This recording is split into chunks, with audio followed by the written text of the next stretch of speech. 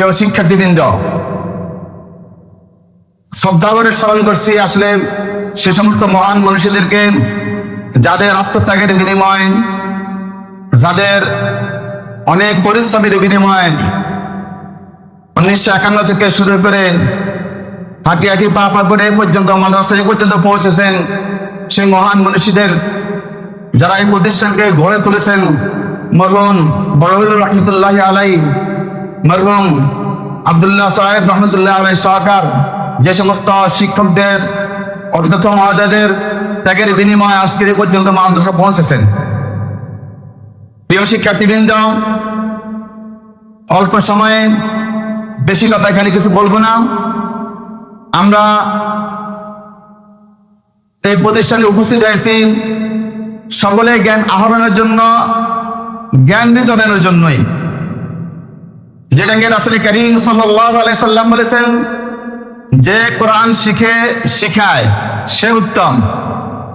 সেই মানদণ্ডে বলতে পারি এই মাদ্রাসায় আমরা যারা পড়তেছি, যারা জ্ঞান আহরণের জন্য এসেছি, জ্ঞান বিতরণের জন্য এসেছি, এই হাদিসের মানদণ্ডে আমরা বলতে পারি যে আমরা এই দুনিয়ার বুকে উত্তম একটা ব্যবস্থা বেছে নিয়েছি। আর এটা আল্লাহ তাআলা আমাদেরকে সুযোগ করে দিয়েছেন। শুকরিয়া আদায় করি আলহামদুলিল্লাহ। প্রিয় উপস্থিতি, আমার শ্রদ্ধাভাজন উস্তাদ তুমসর ইসলামিয়া ফাদিল মাদ্রাসার মহামান্য সাবেক অধ্যক্ষ সাইফুল হাদিস আল্লামা হারুন আল মাদানী ছোট্ট একটা নসিহত করতেন আমাদেরকে। সেটা হলো, যত পড়ো তত বড়। হুজুরের এই ছোট্ট কথাটাই আমি তোমাদেরকে বলতেছি, যত পড়ো তত বড়। সে আলোকেই সূরা আলাকের প্রথম একটা আয়াত তেলাওয়াত করছিলাম। যত পড়ো তত বড়। আমরা এই পড়ার জন্য এই মাদ্রাসার মধ্যে আসছি, বড় হওয়ার স্বপ্ন নিয়ে আসছি। বড় হওয়ার মূল চাবিকাঠি হলো পড়া, মূল চাবিকাঠি হলো পড়া। তার মধ্যে হযরতে আবু হুরায়রা রাদিয়াল্লাহু তাআলা আনহুর কথা বলবো। সাহাবায়ে কেরামদের মধ্যে এক একজন এক এক দিকে পারদর্শী ছিলেন, এক এক গুণে পারদর্শী ছিলেন। কিবারুস সাহাবা যারা ছিলেন, আবু বকর রাদিয়াল্লাহু তাআলা আনহু, হযরত ওমর রাদিয়াল্লাহু তাআলা আনহু, হযরত ওসমান রাদিয়াল্লাহু তাআলা আনহু, হযরতে আলী রাদিয়াল্লাহু তাআলা আনহু, তারা অন্যান্য গুণান্বিত ছিলেন।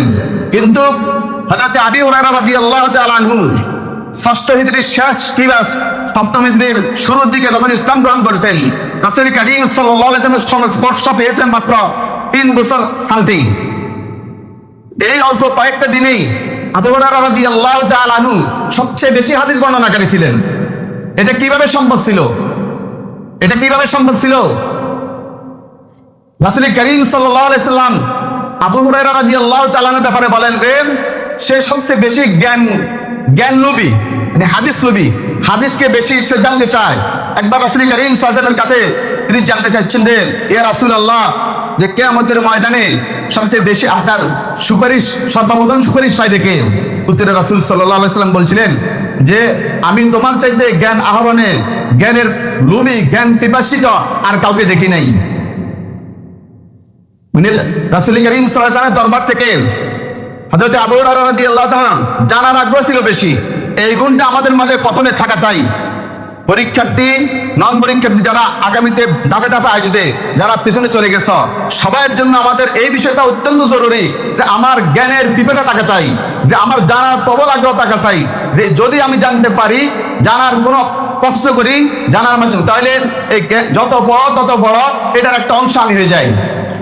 প্রিয় শিক্ষার্থীবৃন্দ, হযরত আবু হুরায়রা রাদিয়াল্লাহু তাআলা আনহুর আরেকটা জ্ঞান ছিল, তিনি সব সময় রাসূল করিম সাল্লাল্লাহু আলাইহি ওয়াসাল্লামের দরবারে পড়ে থাকতেন। যে আবু হুরায়রা রাদিয়াল্লাহু তাআলা নিজেই বলেন, মদিনার মধ্যে সাহাবায়ে কেরাম, আনসার সাহাবীরা তাদের কৃষিকার্যের জন্য ব্যস্ত থাকতেন, খেতে খামারে যেতেন। মুহাজির সাহাবীরা তাদের ব্যবসা বাণিজ্য করতেন। কিন্তু আমি আবু হুরায়রা রাসূল করিম সাল্লাল্লাহু আলাইহি ওয়াসাল্লামের দরবারে সব সময় পড়ে থাকতাম, যে পেটের চাহিদাটা মিটাইলেই চলতো আমার। রাসূল করিম সাল্লাল্লাহু আলাইহি ওয়াসাল্লামের দরবারে আহলে সুফফাতের জন্য রাসূল করিম সাল্লাল্লাহু আলাইহি ওয়াসাল্লামের দরবারে যে সমস্ত হাদী আসতো, সেখান থেকে খেজুর, দুধ, অন্য কিছু খেয়ে তিনি জীবন ধারণ করতেন। আর সবসময় রাসূল করিম সাল্লাল্লাহু আলাইহি ওয়াসাল্লামের কাছে পড়ে থাকতেন। রাসূল করিম সাল্লাল্লাহু আলাইহি ওয়াসাল্লামের কাছ থেকে আবু হুরায়রা রাদিয়াল্লাহু তাআলা আনহু আরেকটা গুণ নিয়েছেন, দোয়া। এই কথাটাই আমি বলে দিই শেষ। দোয়া একবার রাসূল করিম সাল্লাল্লাহু আলাইহি সাল্লাম এর কাছে আসি বললেন যে ইয়া রাসূলুল্লাহ, আমি আপনার কাছ থেকে খুব বেশি হাদিস বর্ণনা করি কিন্তু আমি ভুলে যাই। রাসূল সাল্লাল্লাহু আলাইহি সাল্লাম তার জন্য দোয়া করছেন। এখানে ওস্তাদ ছিলেন রাসূল করিম সাল্লাল্লাহু আলাইহি সাল্লাম, ছাত্র ছিলেন হযরত আবু হুরায়রা রাদিয়াল্লাহু তাআলা আনহু। এই ছাত্র আবু হুরায়রা রাদিয়াল্লাহু তাআলা আনহু বলতেছেন যে আমি এত বেশি হাদিস মুখস্থ করা, এত জ্ঞান অর্জন করা, স্বল্প সময় এত জ্ঞান অর্জন করার আমার মূল চাবিকাঠি হলো দোয়া। প্রিয় শিক্ষার্থীবৃন্দ, অনেক ছাত্র আছে খুব জ্ঞানী, কুন্তুকুর, মেধাবী, কিন্তু তাদের সুনজর না থাকার কারণে, দোয়া না থাকার কারণে সে বেশি দূর অগ্রসর হতে পারে নাই। আবার অনেক শিক্ষার্থী আমি এমন দেখেছি দুর্বল, বেটায় দুর্বল ঠিকই, কিন্তু ওস্তাদের দোয়ার কারণে, মা বাবার দোয়ার কারণে এই ছাত্র পরবর্তী জীবনে অনেক অগ্রসর হয়েছে। তাই সকল শিক্ষার্থী, পরীক্ষার্থী সহকার সকল শিক্ষার্থী যারা আছো, তাদের সবার এই মাকসাদ থাকা চাই, আমাদের সব সময় ওস্তাদের সাথে সম্পর্ক থাকা চাই, একগ্রতা থাকা চাই, মনোযোগী হওয়া চাই, শিক্ষকদের দোয়া থাকা চাই, পাশাপাশি মা বাবার দোয়া থাকা চাই। একজন সাহাবী শেষ সময়ে কালেমা পড়তে পারে না, রাসূল করিম সাল্লাল্লাহু আলাইহি সাল্লাম জিজ্ঞাসা করলেন তার কি মা আছে কিনা, বললেন যে হ্যাঁ মা আছে। তার মাকে জিজ্ঞাসা করলেন আপনি কি আপনার ছেলের উপরে অসন্তুষ্ট কিনা, বললেন যে হ্যাঁ আমি আমার ছেলের উপর খুব অসন্তুষ্ট, সে আমাকে এরকম অনেক কষ্ট দিয়েছে। রাসূল বললেন তাকে মাফ করে দেন, বললেন না আমি তাকে মাফ করবো না। রাসূল করিম সাল্লাল্লাহু আলাইহি ওয়াসাল্লাম শেষ কথাটা বললেন যে ঠিক আছে, সে যখন মাফ করবে না, লাঠির একটা ব্যবস্থা করো, একটা স্তূপ করো, আগুন তৈরি করো, সেখানে মধ্যে ছেলেটাকে ফেলে দাও। মা যখন এই অবস্থা দেখলেন তখন বললেন ইয়া রাসূলুল্লাহ, আমার সামনে আমার ছেলে এই বিপদের মধ্যে পড়বে, আগুনে পড়বে, এটা আমি সহ্য করতে পারি না, আমি আমার ছেলেকে মাফ করে দিলাম। আজকের গ্রহণ অনুষ্ঠানে আমি সকল শিক্ষার্থীকে বলবো তোমাদের দোয়ার ভান্ডার, অপরন্ত ভান্ডার, যেমন শিক্ষকরা আছে তেমন তোমার ঘরের মধ্যে মা আছে, বাবা আছে। যদি কোনো কারণে কোনো সন্তান, কোনো ছেলে মেয়ে পিতা মাতার অবাধ্য কারণ থেকে থাকো, নিজের অজান্তে থাকো, ইচ্ছায় থাকো, আজকে যে এই দোয়ার ভান্ডারটাকে তুমি লুফে দিবা যে মা আমি আপনার সাথে অনেক বেয়াদবি করেছি, বাবা আমি আপনার কথা শুনি নাই, আপনি আমার জন্য অনেক ত্যাগ দিয়েছেন, তিতিক্ষা দিয়েছেন, দুনিয়ার আলো দেখাইছেন, আজকে তাকে আমি ওয়াদা করলাম, তওবা করলাম, জীবনে আর কখনো অবাধ্যচরণ করবো না, আমি তওবা করতেছি, আমাকে মাফ করে দেন, আমার জন্য দোয়া করেন, আমি যেন দুনিয়া আখিরাত উভয় জগতে সফল হতে পারি।